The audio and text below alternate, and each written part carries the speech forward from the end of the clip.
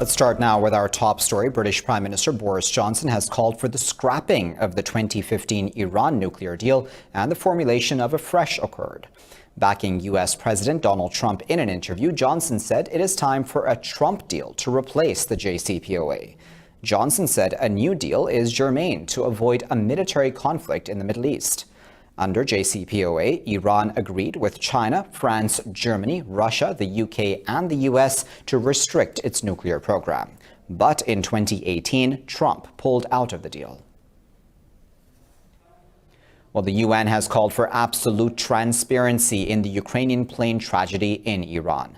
The Secretary General's spokesman, Stefan Dujarric, says the world body acknowledges the plane was shot down unintentionally by Iranian forces.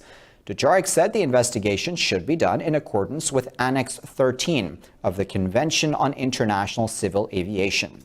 He said the Secretary General, Antonio Guterres, has so far not been approached by the Ukrainian mission to play any role in the investigation. Meanwhile, the Iranian government has agreed to give access to Canadian investigators to the wreckage and black boxes of the airjet. 2 Canadian investigators have already landed in Tehran, who will be followed by 2 more in the coming days or weeks. On January 8th, a Ukraine International Airlines plane crashed in Iran, killing all 176 on board.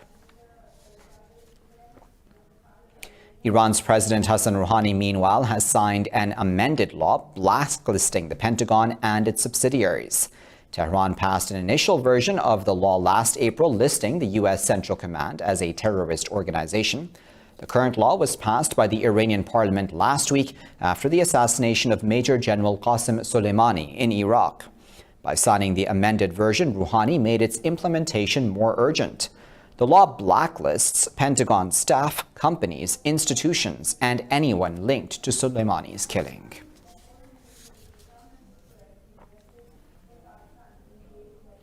Meanwhile, Germany has warned ISIS and other terror groups may return to Iraq if there is a withdrawal of coalition forces.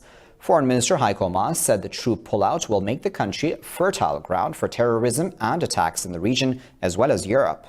At a press conference with his Jordanian counterpart, Ayman Safadi, in Amman, Maas called Middle East tensions to be reduced. He said Iran should not interfere in the internal affairs of other countries, especially Iraq. Representatives of Iraqi Shia Muslim groups have decided to unite to expel U.S. forces from the country. The Nojaba movement said the decision to unite and coordinate forces was taken to fully liberate Baghdad. Tensions in the region have been escalating since the killing of Iranian commander Qasem Soleimani in a U.S. strike.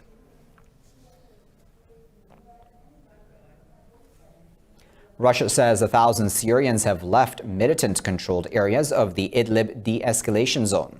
The Russian Center for Reconciliation said they left the area via Al-Hadir and Habit checkpoints in the Aleppo governorate.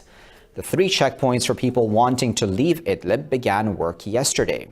The ceasefire in northern Syria came into force on January 12th. The Russian center's officers regularly travel the country's government-controlled areas to monitor the humanitarian situation. Idlib is the only major Syrian region still controlled by armed rebels. Palestine says Israel is pushing to increase the number of settlers in the West Bank to 1 million. Prime Minister Mohammed Ishtaye said Tel Aviv is demolishing buildings and facilities in the Jordan Valley and Area C in the West Bank. Ishtaye accused the Israeli government of toppling any possibility of establishing an independent state of Palestine. Area C takes up over 60% of more than 5,500 square kilometer West Bank. According to recent figures, the number of Israeli settlers has reached over 500,000 in both the West Bank and East Jerusalem.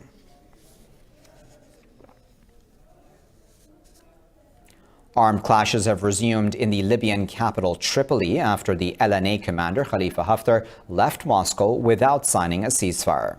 Haftar's forces say they are ready and determined to conquer the capital. This report has the details. And Zara, yesterday ceasefire talks Ce qui ne nous empêche pas de combattre tous les groupes. Have decided to engage additional combat capacities. 220 soldiers to initiate this dynamic will be added to the troops already present on the ground in the Barkhane operation. All partner countries are welcome to join this dynamic, our European, African, and international partners. Et la force conjointe du... In other news, the U.S. has reversed its decision to brand China a currency manipulator ahead of the Phase 1 trade deal signing tomorrow. U.S. Treasury Secretary Steven Mnuchin says Beijing has made enforceable commitments to refrain from competitive devaluation of its currency. Washington officially named Beijing a currency manipulator in August last year amid high trade tensions between the two countries. Mnuchin said Beijing has agreed to publish relevant data on exchange rates and external balances as part of the Phase 1 trade deal. In its report, the U.S. Treasury said China should take measures to avoid a persistently weak currency and allow greater market openness. Meanwhile, the Treasury said it is keeping South Korea on its list of countries to monitor for currency practices. The U.S. Treasury report includes 9 other countries, including China, Japan, and Germany, in the monitoring list. Russia says the American IndoPacific strategy is destructive because it divides countries of the region into interest groups. In an interview, Russia's Foreign Minister Sergei Lavrov said the Indian Ocean should not be a cockpit of rivalry, but an area of cooperation. Lavrov said coastal and island nations should jointly create conditions for sustainable social and economic development. He said outside powers have unfortunately been trying to reshape the established order to serve their interests. Lavrov said the regional architecture should be built on the rule of international law without the use of force or threats. South Korea's President Moon Jae-in has appointed Chun Seo-kyun as the country's new prime minister. The former National Assembly Speaker Seo-kyun will be sworn in today. Speaking to media, President Moon Jae-in said he will grant the prime minister great authority and administrative roles. He said he hoped Chung will help normalize the country's politics ridden with polarization and partisan strife. The National Assembly passed the confirmation motion for Chung during a plenary session yesterday. American lawmaker Debbie Dingell has condemned the human rights abuses in occupied Kashmir. In a tweet, Dingell said thousands have been detained unjustly and millions are without access to internet and telephones. The lawmaker said she signed the resolution condemning Indian actions in the valley so the world can know where the U.S. stands on the issue. The resolution was introduced in the House of Representatives last year by Indian-American Congresswoman Pramila Jayapal. The resolution now has 36 co-sponsors, 2 Republicans and 34 from the Democratic Party. The valley is reeling under a curfew and communications blackout for the last 163 days. Microsoft CEO Satya Nadella has expressed distress over the Indian government's controversial Citizenship Act.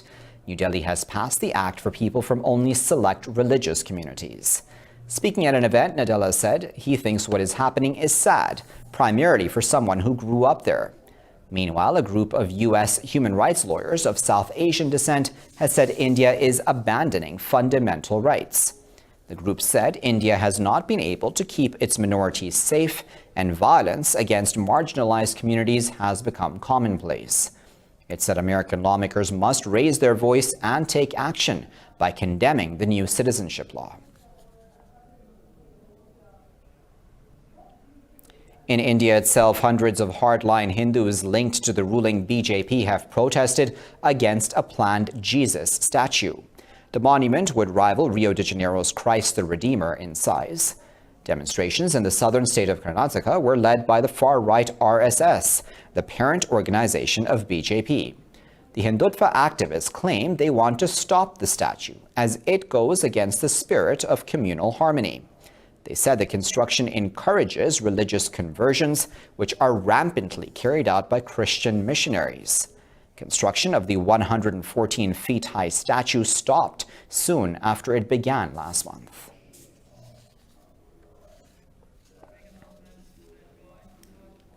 I'll be back after this break with plenty more news.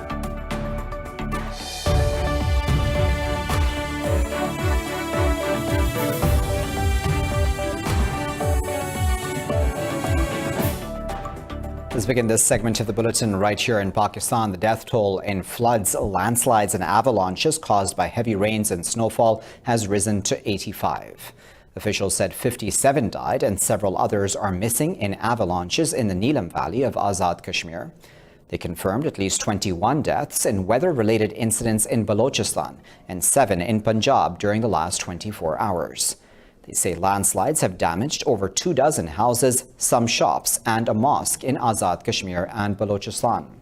Meanwhile, major arteries including the Karakoram Highway have been closed by heavy snowfall and avalanches. The harsh weather has cut off the northern city of Chitral from the rest of Khyber Pakhtunkhwa province. Elsewhere, Myanmar has sent nearly 200 Rohingya Muslims arrested at sea last month back to Rakhine State. Rohingya have been putting their lives in the hands of traffickers in a desperate bid to flee persecution in the country. Officials say the captured people were trying to reach Malaysia or Indonesia by boat. They said some were sent to Tachong camp, while 156 were taken further north to Nagahuya camp in the township of Angdao. They said the fate of the refugees is uncertain until the government department overseeing Rakhine will take a final decision. A bloody military crackdown in 2017 forced 7.5 million Rohingya to flee to Bangladesh. The U.S. has announced fresh sanctions on Venezuelan officials after opposition legislator Luis Parra's swearing in as the president of Venezuela's National Assembly. The U.S. Department of the Treasury's Office of Foreign Assets Control designated 7 Venezuelan government officials. The U.S. Treasury has accused the officials of leading a failed attempt to illegitimately seize control of the National Assembly. The agency said they also blocked interim President Juan Guaido and other deputies from participating in the National Assembly leadership election. Secretary Stephen Mnuchin said designated officials can have sanctions removed if they support Juan Guaido as their legitimate leader. During the January 5th leadership vote, guards blocked Guaido and his supporters from entering the parliament building where the election was taking place. At least 29 bodies have been unearthed in a mass grave outside Mexico's western city of Guadalajara. The local prosecutor's office says 4 of the dead have been partially identified. The grave is located near another mass grave where at least 50 bodies were discovered last month. The site was found in Jalisco, a state hard hit by violence linked to organized crime. Government data suggests nearly 2,500 murders were reported last year in the state.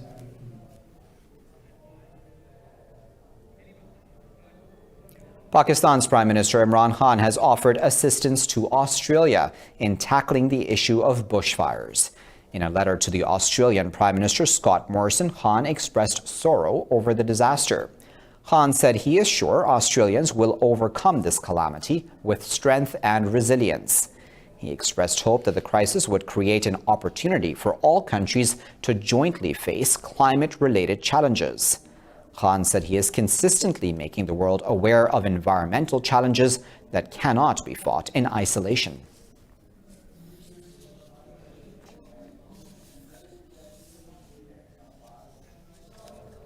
Well, in Britain, the Queen has agreed to a period of transition in which the Duke and Duchess of Sussex will spend time in Canada and the UK. The Queen said she is supportive of their desire for a new role, but would have preferred for them to remain full-time working royals. She said the royal family respects and understands their wish to live a more independent life. On Wednesday, Harry and Meghan said they want to step back as senior royals.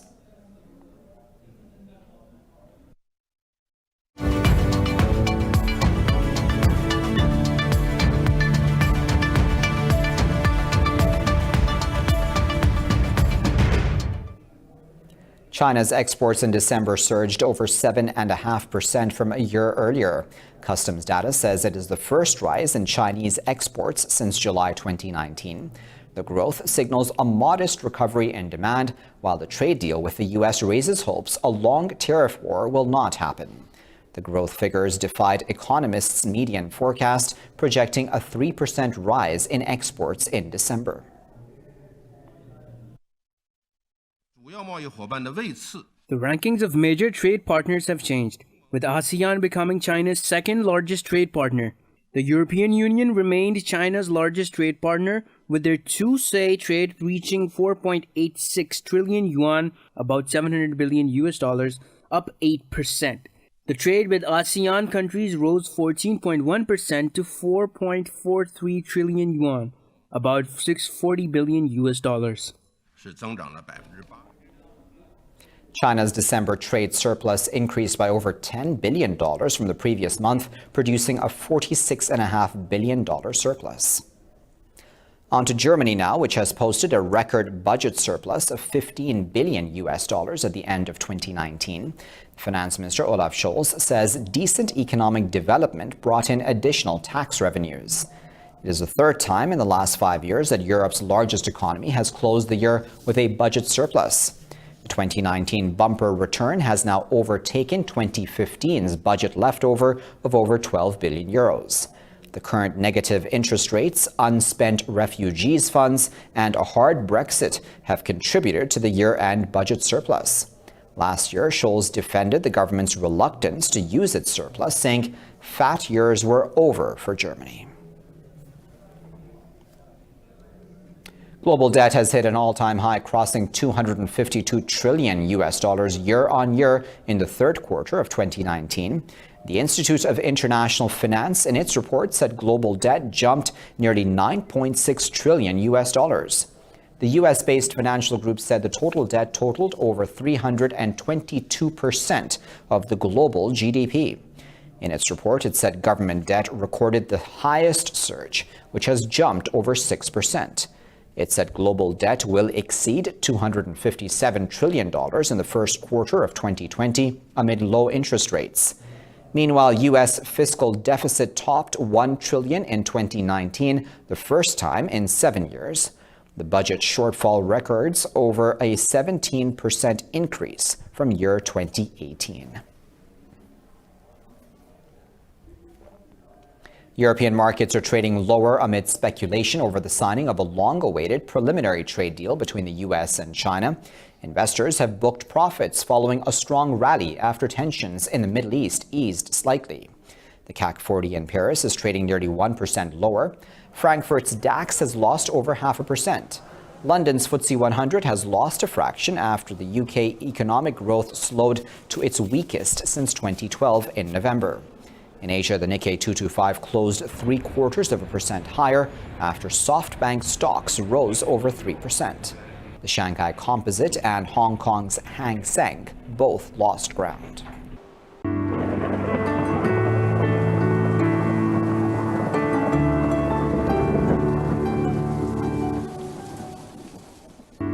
Time now to find out what the weather is like around the world.